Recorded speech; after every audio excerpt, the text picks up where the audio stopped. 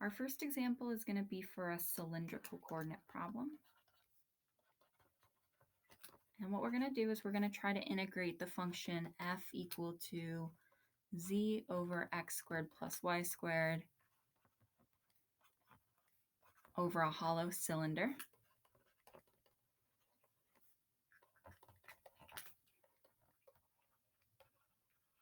With inner radius 1, outer radius 2, and height 4, centered at the origin. And I'm going to draw a picture of what we mean by that. So here's our z, x, and y.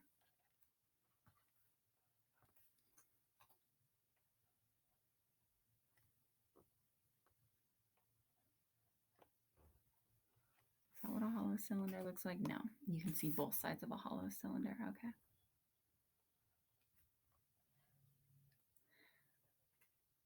So it's kind of like a sushi roll, I guess, or like a tube, like a toilet paper roll. So the inside radius, they tell us, is 1. The outside radius is 2. And then the height of it all the way up and down is 4. And it's centered at the origin. So that specifically means that the height of it is going to go from -2 below the xy plane up to +2 above the xy plane.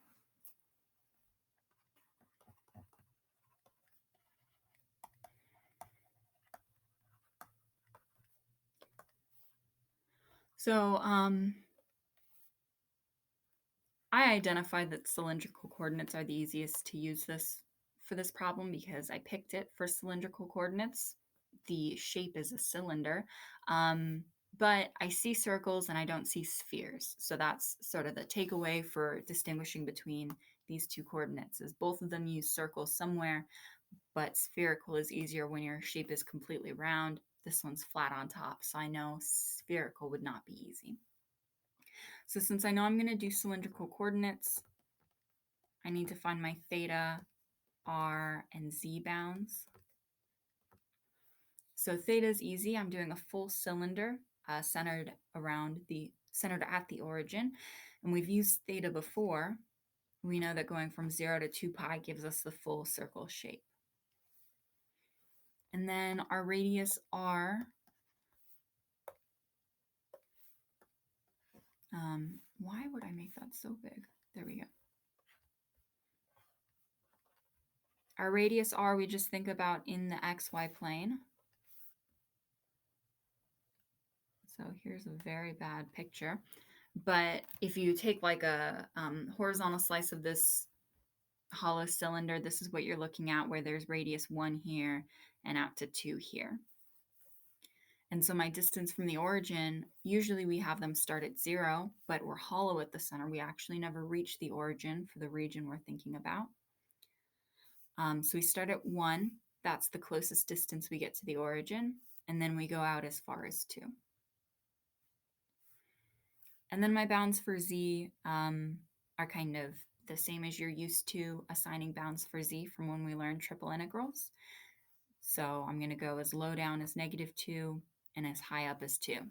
Again, that's because they told me the height is 4 and it's centered at the origin. So I need to go up 2 and down 2 from the origin to get that total 4 and still stay centered.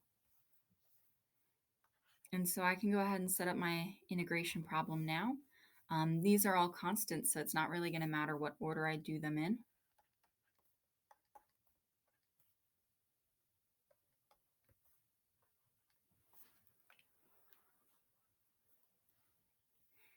And then my function before was z over x squared plus y squared.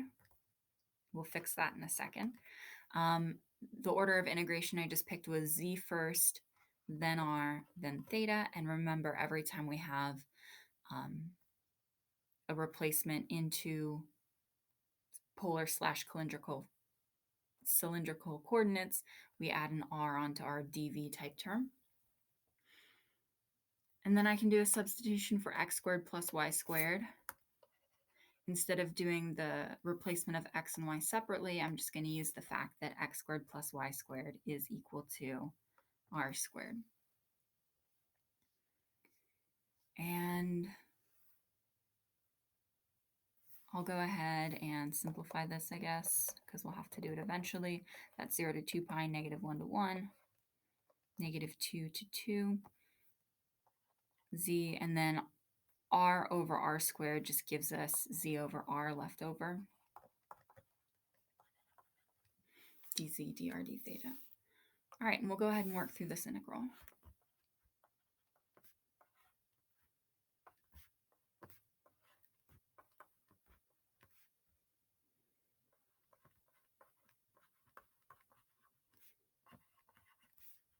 So I'm looking at the innermost part first. So I'm integrating z with respect to z.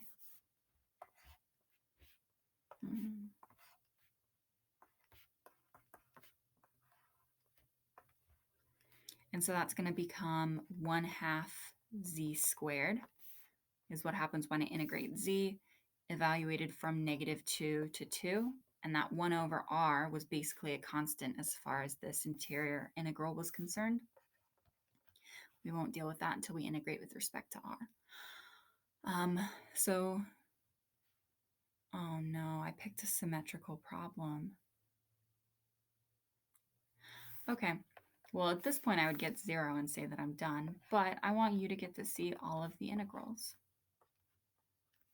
So we're just going to pretend for a second that I don't know that 4 squared minus 4 squared gives me 0, and I keep going. So I got this number here. I haven't plugged it in my calculator yet because I think it'll be easier to plug it all in at the end.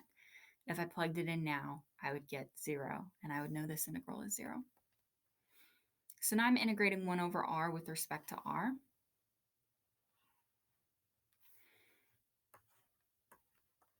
So my constant value of 0 comes out front. And then integrating 1 over r with respect to r, that's r to the minus 1. So that becomes natural log r,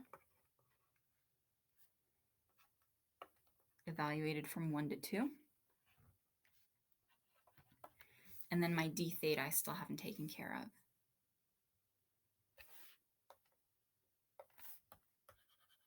Okay.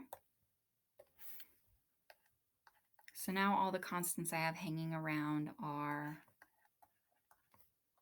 4 squared minus 4 squared over 2. Again, that's 0. I would not expect you to keep going at this point. Times natural log 2 minus natural log 1.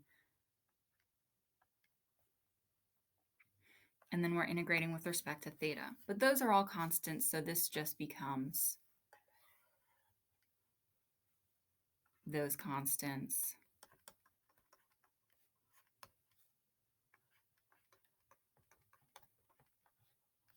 times theta, evaluated from 0 to 2 pi.